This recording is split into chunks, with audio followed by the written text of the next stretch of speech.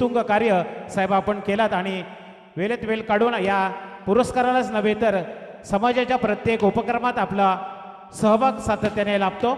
आपला कर्जत तालुका आगरी समाजातील प्रत्येक बांधव आपला ऋणी आहे। धन्यवाद।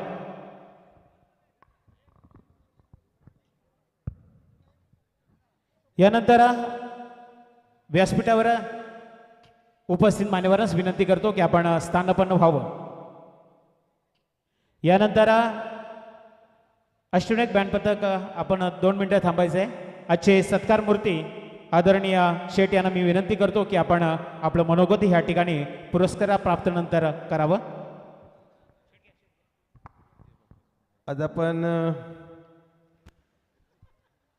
हुतात्मा हिराजी गोमाजी पाटील यांचा 112वा जन्मोत्सव त्याच्या निमित्ताने त्यांना अभिवादन करतो।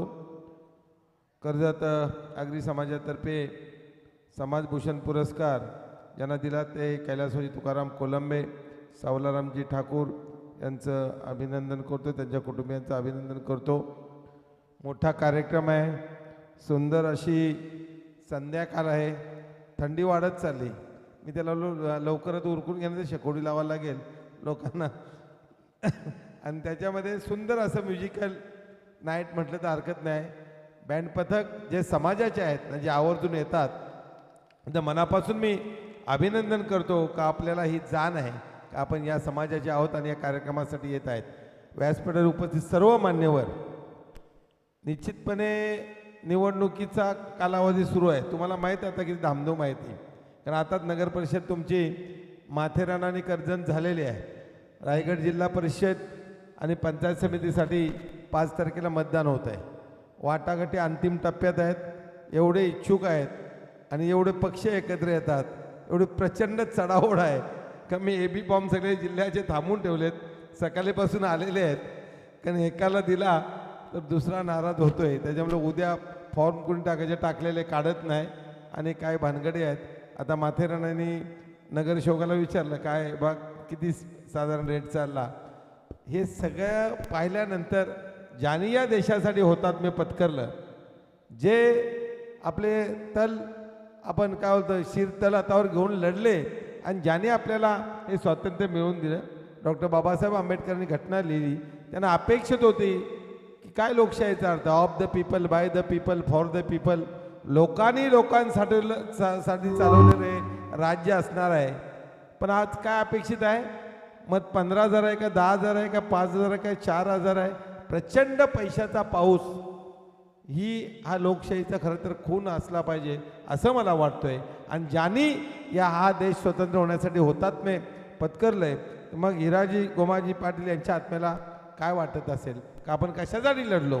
आणि म्हणून याची जाणीव आपल्या या समाजातील जे लोक आहेत, ती मुलं आता होतकरू पुढे चालले आहेत, अनेक MBBS आहेत, अनेक इंजिनियर आहेत। मला फार अभिमान वाटतो। सुरुवातीला जेव्हा आम्ही 87-88ला कामगार भरती करायचो, माझगडच्या निमित्तानं फार कमी कारखाने होते आपल्या समाजामध्ये। आपण काय करायचो, पण त्याच्यामध्ये लेबरमध्ये आहेत, वेल्डरमध्ये आहेत, याच्या पुढं आम्ही जात नव्हतो।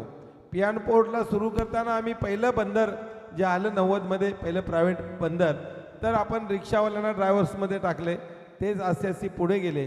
पण आज जेव्हा नवीन बंदर 2-3 बंदर आले, PSA सिंगापूर आला असेल, GTI पोर्ट आला, त्यावेळेला आम्ही सांगतो का मेकॅनिकल इंजिनची आमच्याकडे लाईन आहे, इलेक्ट्रिक इंजिनियरची लाईन आहे। म्हणजे प्रचंड या समाजामध्ये आपण सांगितलं लोकांनी शिकलं पाहिजे, शिकल्याशिवाय पर्याय नाही, पण आज प्रचंड प्रमाणामध्ये ही मुलं शिकतात आणि कुठं नाही प्रत्येक देशात।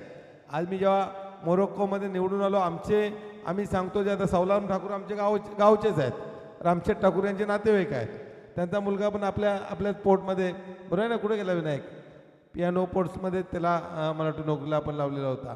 तर हे करत असताना आम्ही सांगतोय का आज समाज फार प्रचंड सर्व दूरवर पसरलेला आहे।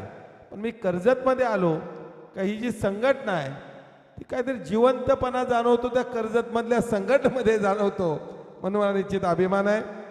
संतोष आपण आपले सहकारी जे आपल्या 1800 मेंबर्स आहेत, कारण मागचा कार्यक्रम झाला जेव्हा संजय दिनाबामा पाटील, आपले दिनाबामा पाटलांचे चिरंजीव खासदार आले होते, अनेक होतकरू विद्यार्थ्यांचा आपण सत्कार केला आणि ही गरज आहे का त्यांच्या पाठीवर कौतुकाची थाप आपण काय देतो, सत्कार करतो म्हणजे का आपण त्याने एक चांगलं, कोण MBBS झाला आहे, कोण त्याच्यामध्ये मेकॅनिकल इंजिनियर झालं आहे, कोण पदवीधर झाला आहे, कोण चांगल्या प्रकारे नोकरीला लागलेला आहे आणि अनेक क्षेत्रात ही मुलं जात असताना त्यांच्या पाठीवर कौतुकाची थाप आपण देणं गरजेचं आहे. आणि त्यांना इतिहासही जो आपण सांगतो की हिराजी गोमाजी पाटील यांनी कशा प्रकारे हुतात्म्य पत्करलं, भाई वीर कोतवाल यांनी कशा प्रकारे हुतात्म्य पत्करलं हे सुद्धा सांगणं गरजेचं आहे.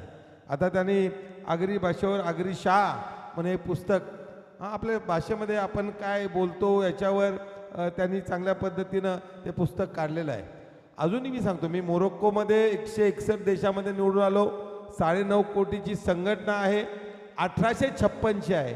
पण हा विचार नाही केला कधी का आपण कुठं पोचू, पण पोचल्यानंतर आम्ही सांगतो का आम्ही ह्या आगरी समाजातून आलेलो आहे. हा मला सार्थ अभिमान आहे.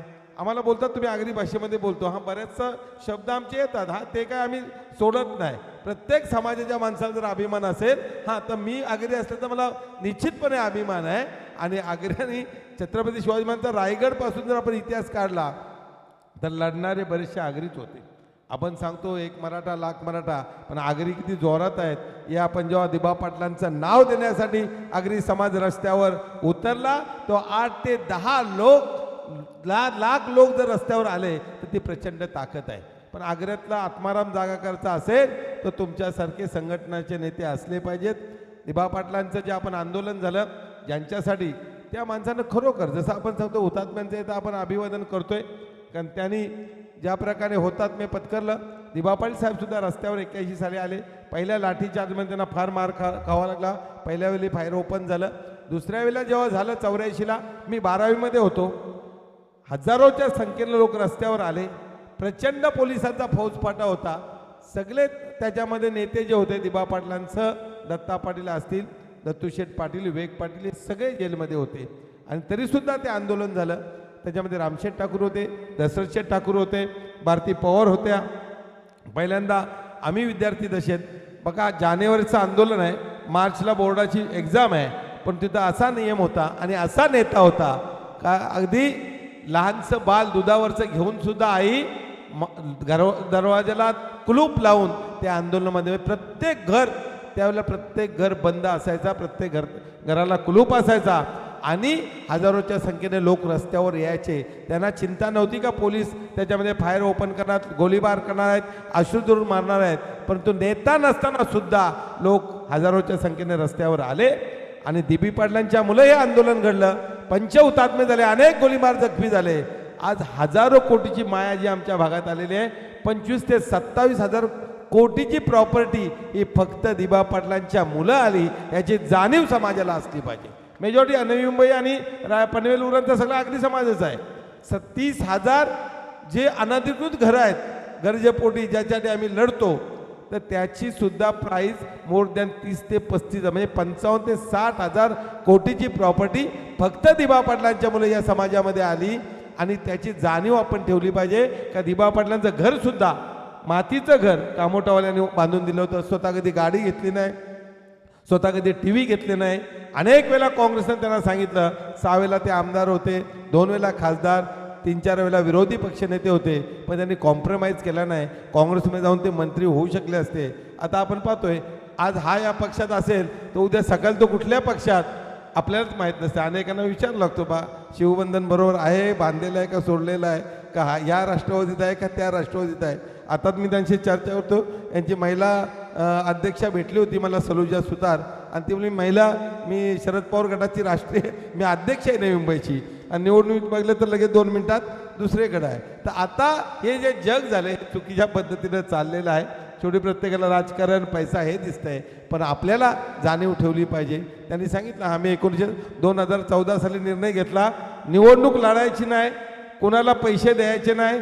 ते पैसे मात्र समाजामध्ये कोण उपाशी असेल, कोणाच्या घरासाठी असेल, कोणाच्या आजारपणासाठी असेल, कुठली संस्थेची शाळा बांधायची अपूर्ण असेल तर अशा ठिकाणी द्यायचा प्रयत्न होतो. आपल्या बापाचा देत नाही. पोडीले भांडारं धन्याचा माल, भार वाये मी हमाल. कारण मी कैलास मानसरोवर 2 वेळेला केली परिक्रमा, 18,000 फुटावर जाऊन आलो, अनेक ज्योतिर्लिंग पाहिली, अनेक देव पाहिले. देव तिथं नाही, देव माणसामध्ये आहे. मी लोकांना आई वडिलाची सेवा करा, ज्यानं आपल्याला जन्म दिला आहे ते आईवडील आहेत, देव आहे, यांचे उपकार आपण ठेवले पाहिजे. आणि या समाजातून आपण पुढं आलो, त्या समाजाची आपण जाणीव ठेवली पाहिजे. समाजातील जे आपले लोक काय पुढे येत असतील, आपण आगरी समाजानं ठरवला तर कितीतरी लोक पुढे जाऊ शकतात. प्रचंड माया आगरी समाजामध्ये आहे, देण्याची दानत पाहिजे. अनेकांना सांगतो, उद्या जायचं आहे का परवा जायचं माहीत नाही, गाड्या घोड्या काय बरोबर येत नाही, त्या अंबानीच्या बरोबर नाही गेल्या, पण तेच जर आपण आपल्या ताटातली भाकरी, अर्धी भाकरी जर समोर उपाशी असलेला दिलं तर खऱ्या अर्थानं आपण काहीतरी या जगण्याला अर्थ आहे आणि त्याची नोंद वरती घेतली जाते. आणि म्हणून समाजातील होतकरू मुलं आहेत, त्यांना पुढं न्यायचं. अनेक मुलं येतात माझ्याकडं, शिक्षणासाठी जायचं आहे, मदत करा. आम्ही करतो, यथासांग मदत करतो. ज्यांना आजारपण आहे ते येतात आणि त्याच्यामध्ये आपण सांगतो आम्हाला काय पैशांचं काय पडलेलं नसतात. आता निवडणूक लागली का टेन्शन येते. आता जिल्हा परिषदची निवडणूक लागली, प्रत्येक उमेदवार आहे पटी शेट एवढी मदत करा. मला त्याच्यात इंटरेस्ट नाही, स्वतः लढत नाही का काय, मला लोकांना मदत देऊन पैसे देऊन निवडून यायचं नाही.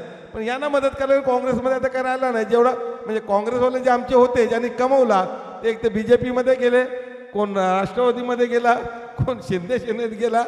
मी बाबा तिथं जागेवर आहे, कारण मी सर्व धर्म समभाव मानतो. इथं जात धर्म नाही. आणि ज्या काँग्रेसनं या देशाला स्वातंत्र्य मिळवून दिला त्याच्या तत्वाबरोबर आहे.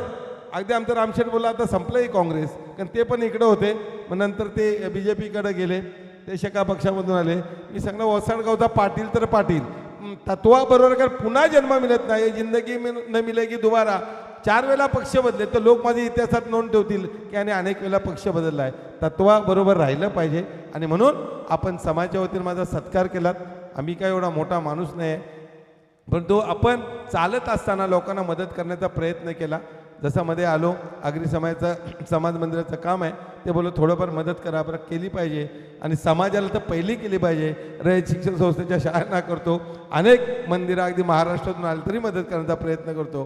पण आपण समाजापर्यंत समाजाची जी कामं असतील, समाजाची शाळासुद्धा आहे. मॅडम पाठीमागं बसल्यात, काय बेंचेसची अडचण आहे, मी कोटेशन पाठवा मॅडम, करून दिला पाहिजे. समाजाचं जिथं जिथं काम लागेल तिथं महेंद्रगत पाठीमागं हटणार नाही, एवढंच या निमित्तानं सांगतो. आपण आमचा सत्कार केला त्याच्याबद्दल मी धन्यवाद मानतो. आणि मी रजा जर घेण्याची मला विनंती करतो, कारण मला पुढचा आमच्या इलेक्शनचा प्रोसिजर चालू आहे आणि अनेक उमेदवार जे आता फॉर्म भरलेत काही पाठीमाग घेणार नाही, त्या सगळ्या अडचणीसाठी जावं लागेल. तर एवढंच बोलतो आणि मी थांबतो. जय हिंद, जय महाराष्ट्र. शेठ 2 मिनिटं जरा थांबा आपण फक्त.